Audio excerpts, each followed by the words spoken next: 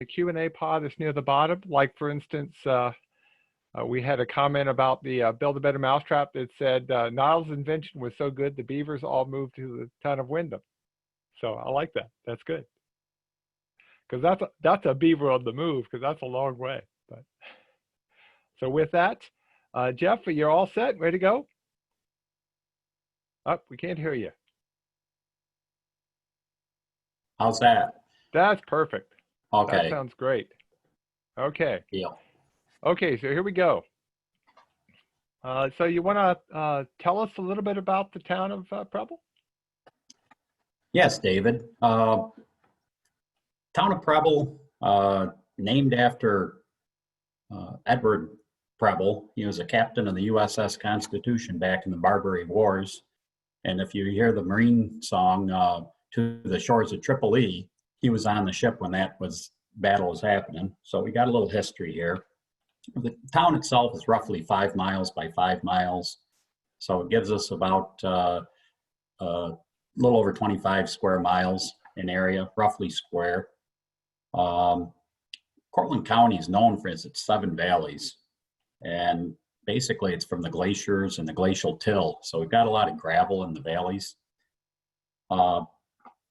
The valley's perfectly flat where my shop is, just flat. Okay, I have no problems with hills until you get to a hill and then they seem straight up and straight down. So that becomes a problem. Luckily, a lot of the hill roads I have are seasonal. They go up into farmland. So Interstate 81, everybody's driven through Preble, I'm sure. It literally splits our town right in two. And the good part about that is I can get on 81 at any time and be many places. The bad part is it took all our town roads and cut them in two and made them into dead-end roads. So that's problematic. Nobody likes to have to turn around and do dead-end roads with plowing. So local businesses, biggest is dairy. Dairy farms, we have 2 huge dairy farms. One's over 2,000 milkers, another one over 800. And with those farms comes a large farm equipment. And but also we have a pallet factory, Paul Bunyan. We have a ski area. I'll mention that later. Soup Coat actually has their headquarters in Preble now. Comet Signs, Kennedy Hardwood.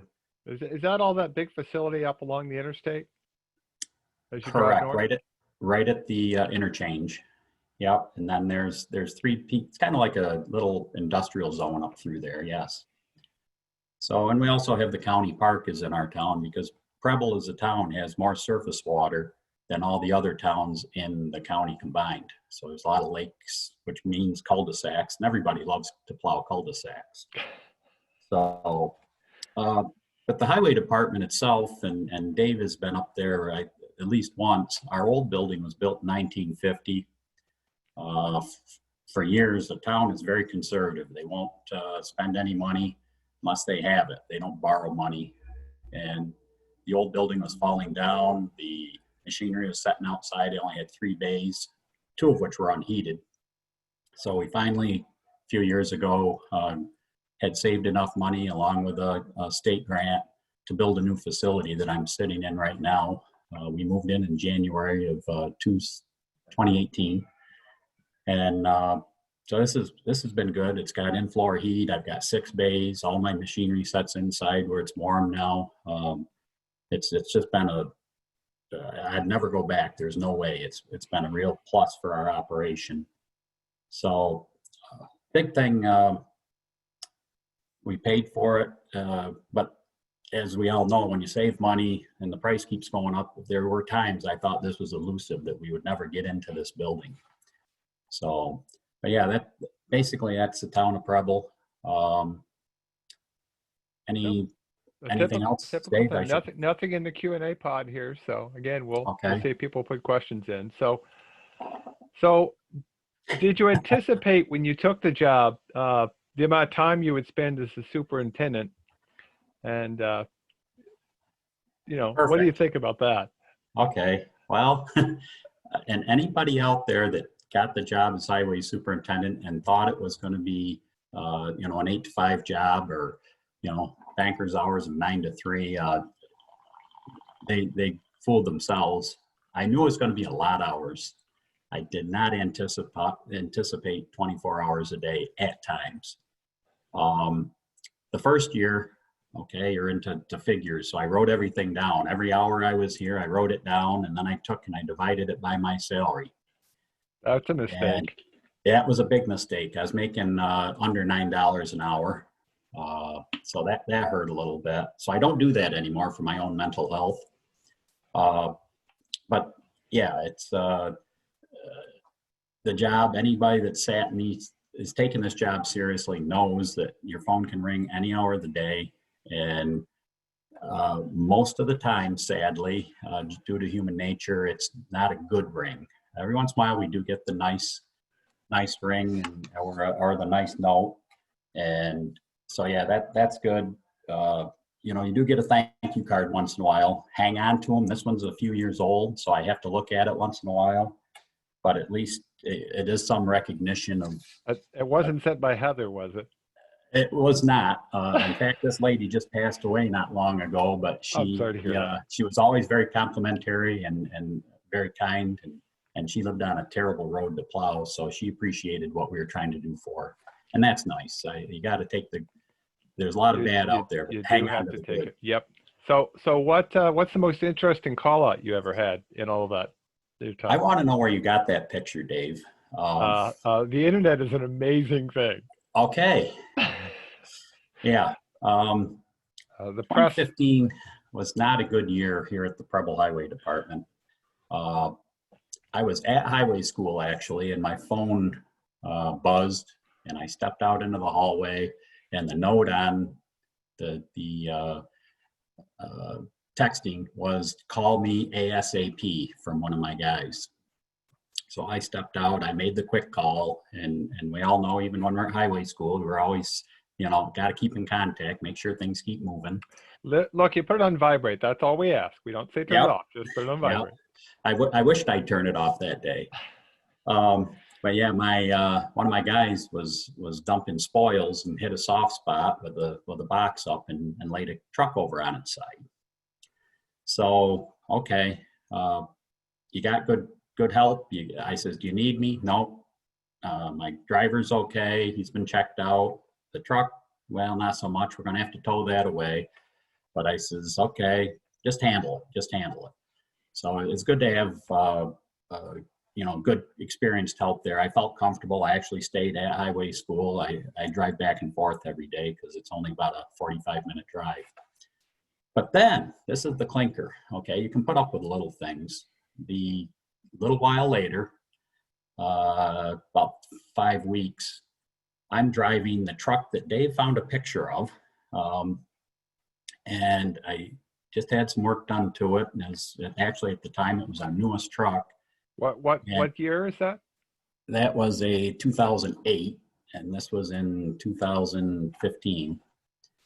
So I was pulling a hill, and it blew a turbo lubrication line and sprayed hot oil all over the engine and caught fire like instantaneously as I was driving the truck. Yep. They burn pretty well when they burn.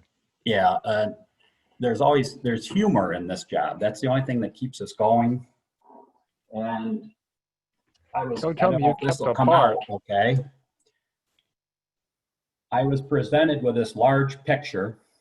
I don't know if you can see it or not. I don't have a feedback picture. That's okay. It's good enough. And so I took that picture as I stepped out of the truck. So the orange in the picture wasn't a vest. That was a fire. That was a fire. Note to self, and you wonder why these highway garages burn so extensively. The 40 plus gallons of oil in the tank up behind the cab, those lines burned up and fed that fire until it actually started bending the frame from the heat. That was a very hot fire. So anyways, yeah, that was a bad summer, actually, not just a day. So you get those calls. We worked through them. My neighboring highway departments, I borrowed a spare truck from Cortlandville, and then that winter, Town of Tully let me borrow a truck. So, I mean, the job, we had to keep doing it.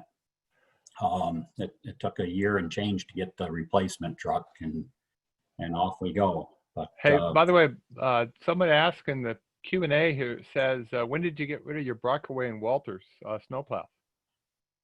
The last Brockway left here, we never had a Walters. We had a four-wheel drive Ford back in the 60s, believe it or not. My dad had this job in the 60s, my uncle in the 70s. I started in 2000, so it's kind of in my blood. Right. The Brockway, the last Brockway left here in 1984. Okay. Were replaced by auto cars. But anyways, and one other interesting point I guess I would like to make is earlier I mentioned Song Mountain. Right.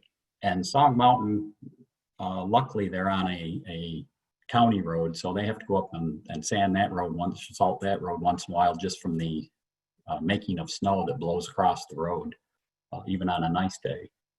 But there's a reason there's 4 public and 3 private ski areas within 20 miles of where I'm sitting right now. We are the hills south of Syracuse. We don't get the big dumpings like the Tug Hill gets off the long end of the lake, but we get these constant little squalls that keep coming. Northern end of Cortland County, southern Onondaga County. And in January through March of 2018, we went out 53 days in a row, nights, weekends, 53 days, plowing, salting.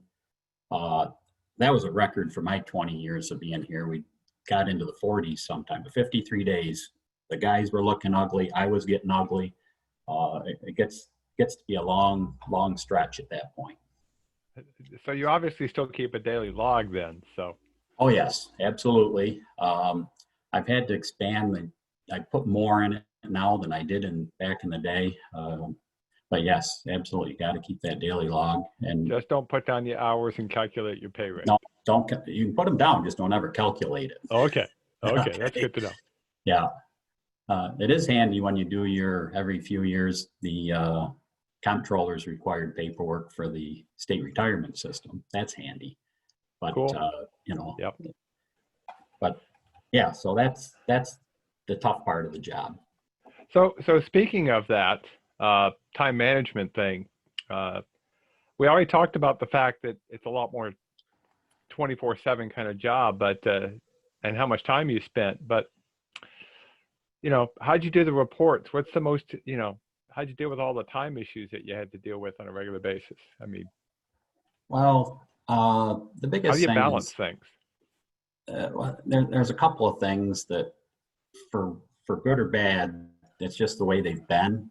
This town is very conservative. We won't buy anything unless you have the money for it, and even the little things. So the first 10 years I had this job, I was using my own personal computer at home to do reports and things.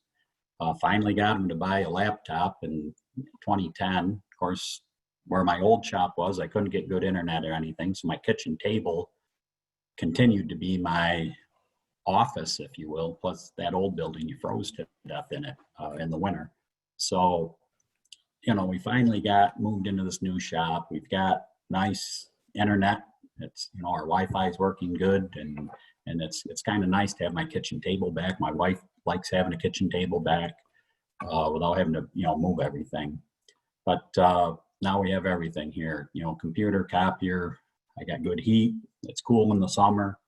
And that helps a lot with the time end of it, as far as not running to town hall for making copies, things like that.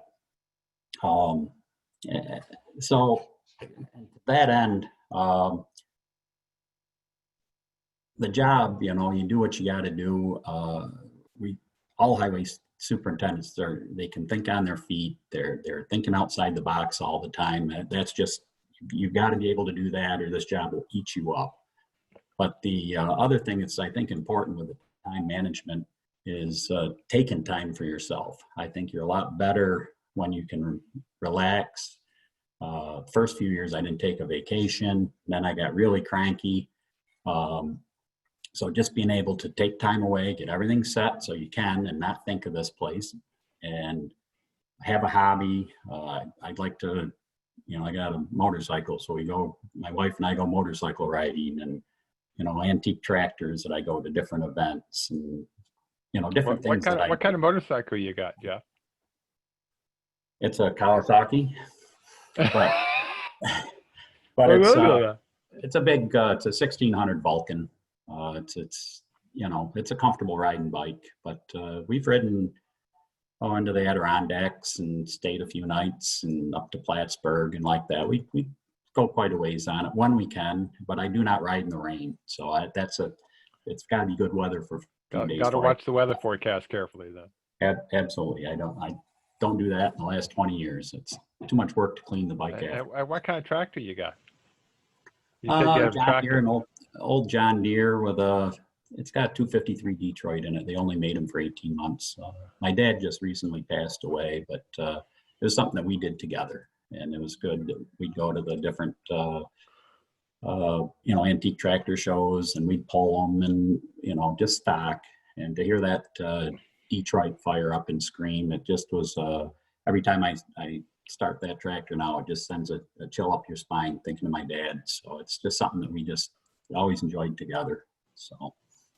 Well, it's important to have something to do that's not just, that life-work balance. So, and you're a lot better refreshed when you come back. I think you're, the guys appreciate you getting away. The family does, and I think you do a better job once you've gotten, collected yourself. Well, and that's a duty. You have to force yourself sometimes. Make sure you take some time. Yeah. Yeah. Yeah. Not to say I haven't been, I'm sorry, but not to say I haven't been called back from a vacation because of something. There's times of the year that you don't go too far just so you can come back. Now, I know you've shown me some pictures in the past. You worked on the fireboat that's down near Manhattan. Yeah, it's docked on the west side of New York City. Heather and I got involved with it just 10 years ago this month. And it's just, I love machinery. I'm a mechanic by trade. I love big diesel power, but I'm also a volunteer fireman for 35 years active. Did 17 years as a chief. So it's, I've been born and raised in this town. But back to the fireboat, just did some neat things on 9/11. It was raised out of retirement and pumped water for 3 days, and it can pump 20,000 gallons a minute.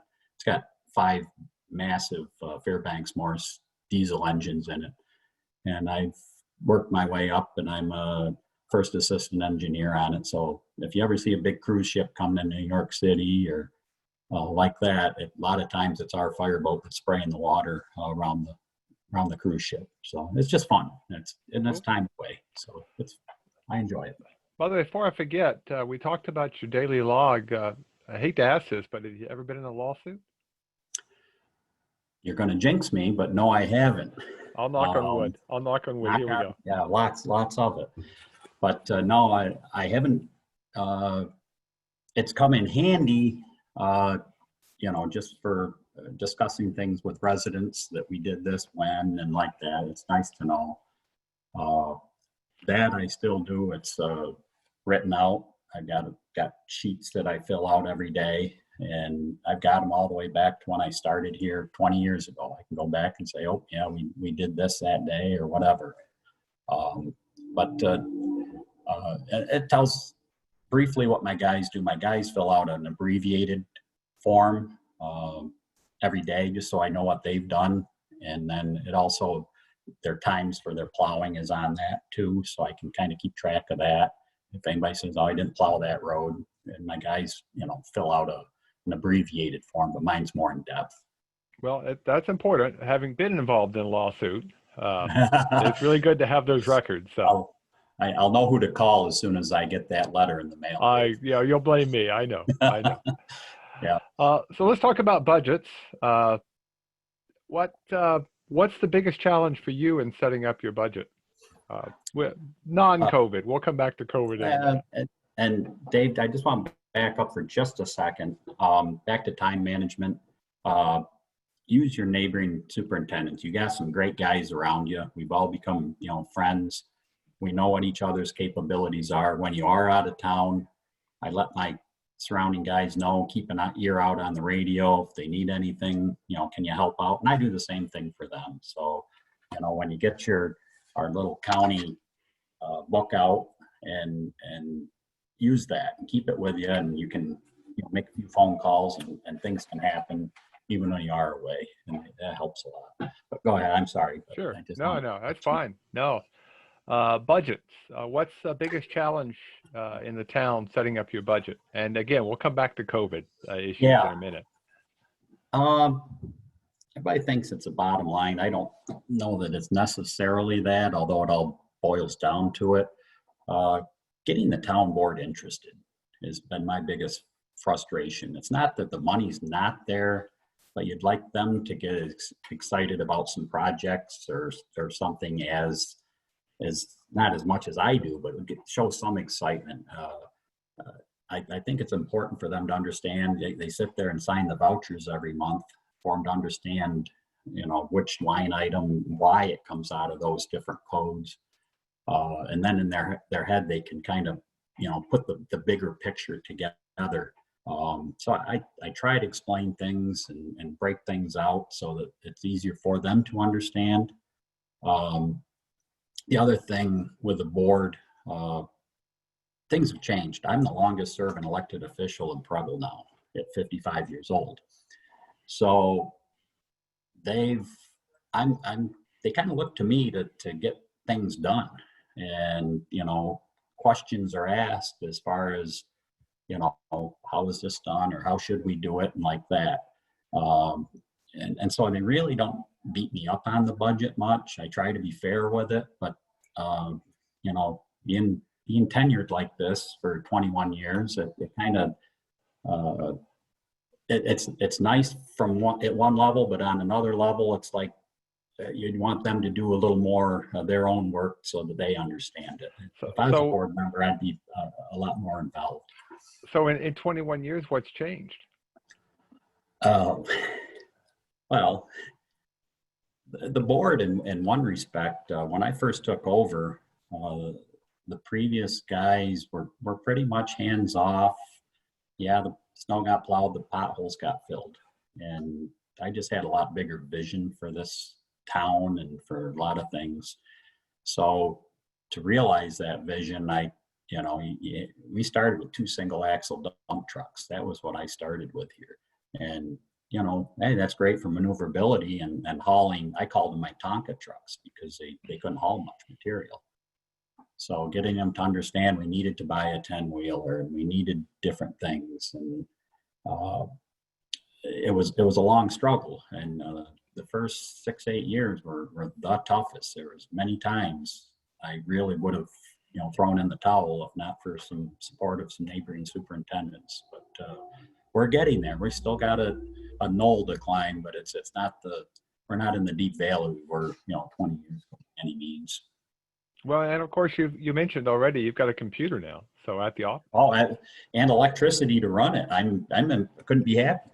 Internet. No hamsters on the wheel, keeping the power going. This has been awesome.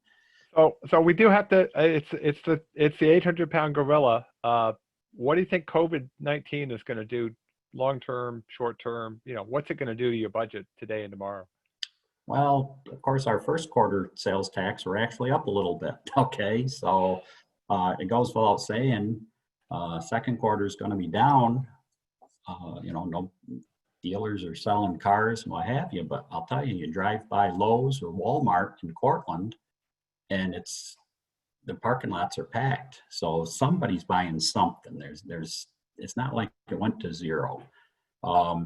My biggest question in my head, and I think a lot of people's, is this economy, is it going to sputter out of this, or is it going to take off, or are we going to crash? And that's, second quarter, yeah, I'll be down. I'm really looking to see what the third quarter does and beyond. And that's anybody's guess. I don't know what the odds are in Vegas, but I don't know. My biggest concern, honestly, is upstate New York. I don't think we've ever really taken off when the times were good. I don't think we crash quite as bad when the times are bad. We're kind of a mediocre, economy, putting along. But, back, everybody says there's more people leaving New York than, 49 other states. But I'm not so sure it's not a good time to leave right now, but I didn't say that. But it's Well, you didn't say that. No, it's such a beautiful area. I think people should stay. I think we'll be fine. We just have to be oh, patient. I'll be here. You can knock on my door. It's down. I live a quarter mile from the shop here, so I'll be here. It's just it's going to be interesting, and it changes Remember, day by day. everybody else in the country is in the same boat. So don't. Yeah, It's the old grass is greener on the other side. So yeah. I hate to bring this one up, but we do need to talk a little bit about it. And what's the legal side of the house? We said the duties of the highway superintendent. I wanted to talk about beyond just the legal stuff, but what are the most important legal obligations you think a highway superintendent needs to meet and follow, and Well, needs to understand? I will say you did, Lori and everybody yesterday did a nice job as always. And as always, you ran out of time before all the questions were answered, but it was a good session yesterday. And okay, there's the book, and it should be used, and it's don't let the dust collect on it if there's a question. But in my 21 years now, it's changed. And I went to early Cornell schools, and you try to make sense of everything that you're getting hit with early on. But biggest thing to me, to be honest with you, is the safety training. These guys got to go home. You want to talk about lawsuits or something happening? If one of these guys get hurt and it's your fault, that's pretty much your career. Very possibly could be over at that point. So I really believe in the training. When I started, we used to do mine safety training for 8 hours, set up by the county. We didn't even own a mine, but we were doing mine safety training, and that was it for the year. So we've changed that. We now bring in PESH, Dig Safe New York, Sheriff's Department with all the deal with the meth labs and the bottles being thrown on the side of the road. We've actually had neighboring towns pick up these bottles, before they run through their mower. State police, commercial unit, weights, things like that. Every 3 years, our employees do the 6-hour safe driving course. 80-90% of what our time as an employee here is driving. And yet, I'm not belittling it, but the grinder shield or something, a piece of something getting your eye is terrible. But if you're in that truck at 58 or 60,000 pounds going down the road and kill somebody, that's dead. And I really think, and that could be our own people. Tragically, you read about it all the time in this industry, people getting backed over or things, and we just, that would be career ending, to allow that something to happen without doing the proper training. You mentioned the truck that flipped on its side. I assume the guys had on their belts. Yeah. And they flipped the truck. And he said he was scared to undo it because he didn't know what he's going to do once he was out of his seat belt. So, but it kept him in his seat and probably kept him from at least serious injury, if not a fatality. So not even a bruise. So, but so yeah, that's the biggest thing I think is that the guy's got to go home safe, and you can every time you turn in a bill for safety training or something to the board, I don't get any pushback. They're all for it also. Now I'll answer the other part of that question, Dave. Yeah. And until 8 or 9 years ago, I would have said that where we fell the shortest in this town, we've done a lot of investing in signs. It's just one of those. I drive all over different towns and stuff, and I see signs that you can't see at night, and it's important signs. And it's just important to take care of these, as simple as that sounds. And you're a big pusher for it. I know that. And it's just the simple things that we need to take care of. You can't worry about the tough stuff if you can't take care of the simple stuff first. Well, one of the reasons we like signs is because we want everybody who's driving the road to get home safely too. And signs are the way we communicate. So, yeah. But, and then of course, winter maintenance. See, we have no night crew. It's just 3 of us here, myself and 2 other guys. And then of course in the summer, we bring on a little summer help. But winter maintenance without that night crew, it's, if my phone's not going to ring and I can get 4 or 5 hours sleep at night, we watch the weather. And we, being a small operation, I think we tailor our operation to what the weather's going to be, much more than a bigger operation can, just because I understand that, you have to have standards and all that, but we've all seen, salt being spread when maybe it shouldn't, or maybe a little heavier application would have been a good thing, but it wasn't done. My guys have free reign. They know how I want that road when they're done. And so if this area needs something more, okay, that's what we're going to do. And I want the end result. The process of getting it there, that's secondary to me. I want that end result to be a safe road. We still use a sand salt mix for when it's cold or for overnight on our hills and stuff. So there will be, some material there, some aggregate through the night to give people some traction until, we hit them early in the morning. But other than that, we've gone to much more salt usage. My shoulders don't like the salt, so we do a lot of times we'll plow the road and have our small truck go right down the center of the road and get the brine melting. But if the road only sees 20 or 25 cars a day,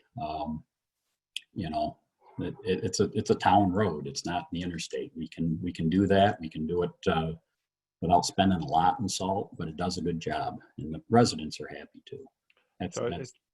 You could use the Wingstop Madison County put together, protect your shoulders. There was some awful good ideas there. And we've all blown our back out picking up those arms too. So that was a good idea. That was a good one. And I wish I could have shown all 10, and we just decided to show the top 5, but there are 5 others that are actually worth seeing. So yeah, that'd be great. I'll look them up on the website, Dave. So the legal stuff, pretty much what you're saying is keep everybody on the crew safe, keep the public safe, and look at the winter. Yeah, and in the winter too, 5 days a week, when school's in session, which hopefully that's this fall again, but our whole route is based on the school bus schedule. So I have 2 school districts. From the north, it's Tully. From the south, it's Homer.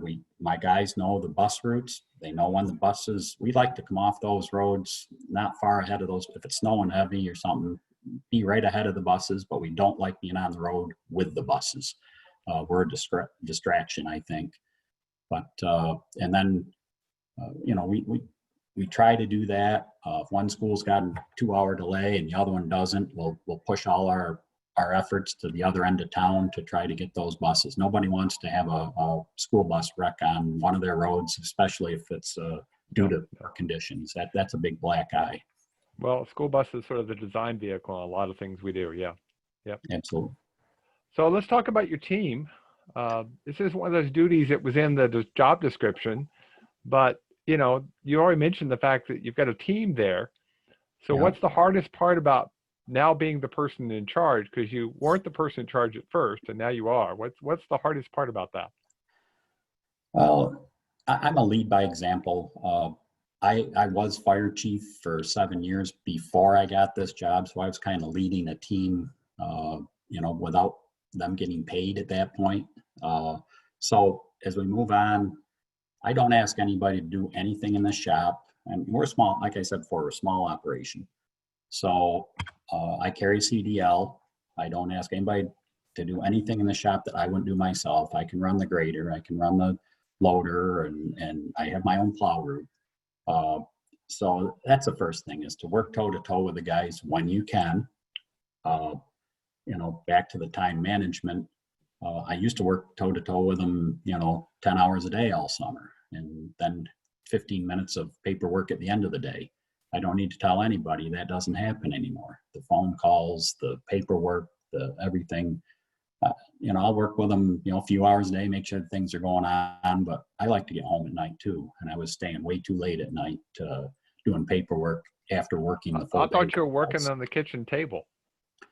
Well, And that was actually a comment one time. One of the board members says, well, I see the town truck in your driveway all the time. I said, yeah, I'm doing paperwork on my kitchen table with my computer, with my internet and my printer and my ink. So, you know, you should be happy that truck's there doing things, and they think I'm probably home taking a nap. I don't know. But yeah, the team development, hardest part for me, to be honest, is with a small operation is not letting the employee / boss / friend line, you know, it gets blurred, and you got to keep the reins tight and make sure that the job's getting done. I got great guys, but it's every once in a while, you know, you got to kind of reel them back in a little bit. And overall, we do pretty good. I'm the first one here in the morning and the last one to leave at night. I think that's big for the team, to see that you're a team player and you're here. Don't just, you know, skate in and out whenever you feel like it. Yeah, you could, but I think it's important to the lights are on and the coffee's on first thing in the morning for the guys when they get here. So the other thing, yeah. Go ahead. No, go ahead. I was going to say, the other thing I do, I give them responsibility. I'll explain that a little better here, but like in the winter, I set up a schedule for my own sanity too, is we can figure out what, you know, people have things going on. They got weekends, they don't have things planned. They come in and check the roads on Saturdays and Sundays. If it's a little drift or something, they can handle it. But I let them, there's years that gives them a little overtime when it's a little, you know, there's a bit of drought with snow. They can call me in. Okay, if it's their weekend, they come in, get their dually out, go check the roads, touch them up if needed. If we know it's going to be an event, we're all here. That's not a problem. But that kind of gives us a little flexibility, and it gives me some flexibility, and it gives them some responsibility. So that's the biggest thing I've done that helps me, and I think it helps them too. Well, I was going to ask how you dealt with 53 straight days and keep up morale during that. So you don't deal with it. You just slug through it and hope tomorrow's a better day. But yeah, that was a tough one. We all were looking pretty ugly. So, well, speaking of that, how are you dealing with COVID? Is that causing any morale issues? We haven't missed a day. Okay, we're essential. Well, I know. Yeah. And Cornell has done a good job. There were towns and villages around here that were shutting down, and I'm darn glad I didn't, because I always feel in September, October, we're behind. So I wouldn't want to have lost, you know, a week or a month. So it's tough there. The flip side is I'm chief cook and bottle washer at home now, because my wife's a nurse and she's working insane hours right now. She's the one in the tent that, you know, does the testing. So she's working 10-hour days. So I don't see her. She's at work at 5 in the morning. She doesn't get home till 6 at night. So that's been tough. But at work here, yeah, we've been slugging along. And back to being a small operation. I got this nice new building. Early on, we were sweeping roads. Okay, my closest guy was a mile away, and the other guy was 160 feet away at the other end of the building. So we were social distancing without even thinking about it. So we're getting there. Well, speaking of relationships, we heard on Monday with the folks from Dickinson, but how's your relationship with the board, and what would you tell a new superintendent they need to be worried about in terms of communication with the board and the citizens? Well, that's an interesting picture you have up there, Dave. The Preble Hotel is that third building with a big porch. And the one with the hay wagon out front? That's the one. Okay. And just this side of it was the Oddfellows Hall. And the two buildings this side of the hotel are now gone. It's where our fire station sits. So that's a neat picture you found. But yeah, at Preble Hotel, as soon as COVID's lifted, it'll probably be back to bullhead dinners on Friday nights. So, but anyways, it's a good relationship overall, okay? And like I say, I like committee work, okay? And if you want to get something done, don't wait till the town board meeting night to do it, to bring it up. Go talk to the supervisor, go talk to the board members ahead of time. one at a time is good. Now you can kind of lure them in. Some need more work than others. And then when you get to that board meeting, most times it's a slam dunk. And if you don't have them all on board, you might not want to bring it up that night at the board meeting anyways.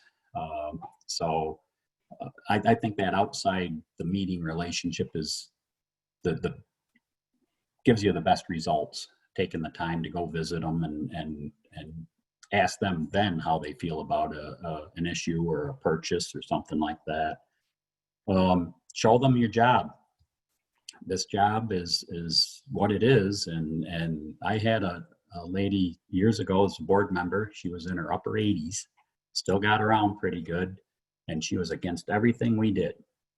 So finally I says, and sadly she passed away. This was 20 years ago, but I went and picked her up with the pickup truck, took her up to the highway garage, and literally put my shoulder behind her and shoved her up into a plow truck. And I took her around for 3 hours. And we talked the whole time. I had a one-on-one, and there's no way she could get out until I got back to the garage. And I got the nicest letter from her a week later. And she said, and she was behind me 100% from that point on. And she'd been 100% against me or the department. So that was well worth the time I took to do that. I've taken town supervisors out. I've taken them to the gravel bed to explain, why we need a 10-wheeler when you're only hauling, 9.5, 10 ton of gravel instead of 17, and burning the same amount of fuel.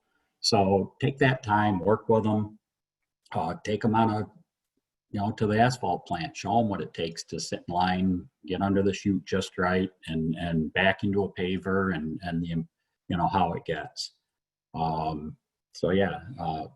And lastly, I'll say I'm not against knowing their job better than them. I think if you understand what they should be doing, the laws and everything else, and what a board member should be doing, don't show it. I'm not saying show it or flaunt it. I'm saying just know it.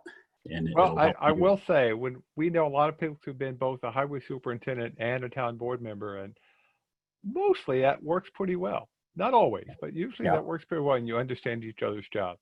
It's not always as easy as you think on the other side of the fence. So, we're a little after 10. I didn't want to go too long, but I definitely want to give you a chance. Looking at your career, what would you have done different? What would you tell for those who are just starting as a new highway superintendent, or even working in just the highway department? My biggest thing, come up with a plan. The reason I ran for this job and got it was because I had a bigger vision than what was happening, other than just the status quo. Come up with a plan, and don't stick with it, stay ahead of it. Human nature allows you to fall behind. I would try to stay ahead of any plan you have. Keep pushing. This is going to sound crazy simple. I've got a tree crew in today, right now. They were here yesterday, and they're cutting trees in this town. If I had one thing I would have done different 21 years ago, I would have been even more aggressive. And we've cut a lot of trees, but I would have been more aggressive, making sure your safe zones are good. My biggest thing I mentioned earlier is the big farms. We're widening all of our roads, literally 4 feet. And not 2 feet, but 4 foot each side. This equipment is beating up my shoulders terrible. And, but you can't do that when you have trees in the way. And so, or the tree that wasn't too bad before is now an obstruction right next to the edge of the road. Last year we cut over 700 trees in this town. And we're gonna cut another 500 or 600 this year. And I could do that for the next decade until I retire probably. So I beat it up, but I'll tell you, it's when you can just drop that mower, roadside mower, and go without going around trees and things, life's a lot better. That's what I do different. The biggest thing, I'm sitting in this garage, and that's a good picture of the garage. There's some things changing here too. We're still doing some work out back and getting the whole facility kind of glued together. But it was a 9-year process to get this building built. It was a 4-year process to get the land bought that we're setting on. It was a 3-year process after the land was bought to put a salt shed up because we were contaminating wells. It's been just one thing after another.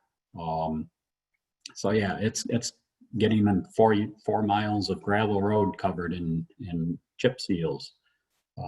Everything we plow is now a covered road, so the salt's not as big an issue.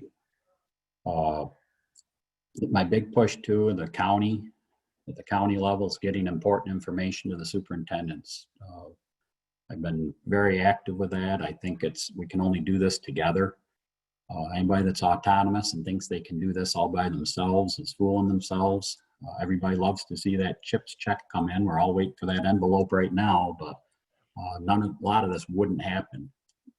So, and then at the state level, very proud to be a past member and past president of the state executive committee. Spent 12 years doing that. The superintendent participation's gone up, the vendor participation's up. The complete street compromise that was worked out, that would have been a real headache for small town superintendents had that not been fixed. Keeping a single code of chip seal available for CHIPS funding, I think was big to a lot of, especially small towns. So Jeff, you've listed your highs. A question in the Q&A, which is one I maybe don't want to say, is what's the low point then? If you've listed your highs, the building, and getting the roads covered. Yeah, well, it's been the daily things, that phone call that people just don't understand. You know, they'll call and chew you out and leave a nasty gram on the machine. I've got a rule, okay, and this will may be good, maybe not, but my rule is if you can't compliment me when I do something good, don't bitch when it's bad, okay? And the people that all they want to do is chew on me, if I need their vote to have this job, I don't need the job. That's it in a nutshell, okay? But it took me 10 years to come up with that mindset. I used to let those people beat me up. Not anymore. You could gold line their road and you know, cook dinner for them every night and they still wouldn't be happy. And we all know those people. There's a handful of them. I'm the biggest vote getter in town, and I don't see that changing anytime soon. A friend of ours, and I'll mention his name, Keith Hertcomb, told me once, he says, if you do your job right every day, you shouldn't have to go out and campaign. Okay, and I've taken that to heart. If you come in and you do your job right every day, and you do the best you can and work with the people the best you can, and I've had people run against me for political reasons, not for the road work we do, but they've been beaten soundly every time. And so I just kind of, that's my daily thought, is do a good job today. And if somebody runs against me right now, I'd put a little information out there, but I wouldn't go knocking on doors like I used to, because I'd rather be out working on the roads than knocking on doors. And that's your advertisement anyway. So absolutely, that's my calling card. So you have a quote here at the end of the day, and I want to thank you. The quote that Floyd Quayle put in was, keep your expectations low and you won't be disappointed. I actually use what I call the thumper rules. Thumper rule says, you know, if you can't say something nice, don't say anything at all. So I want to thank you. Yes, Dave. You know, for all coming on here, dealing with us. I put up your email. I can hide that real quick before people get it, but I know you're more than open to having people get hold of you. Absolutely, and get in the state's highway superintendents. There's all that contacts information's in there, and everybody in this town has my cell number, so everybody's welcome. Call anytime. I've had a lot of people stop in, look at the new shop. Absolutely, anything I can do to help anybody, I'd be glad to do what I can. And as long as you can get one vote in your town, you'll be okay, right?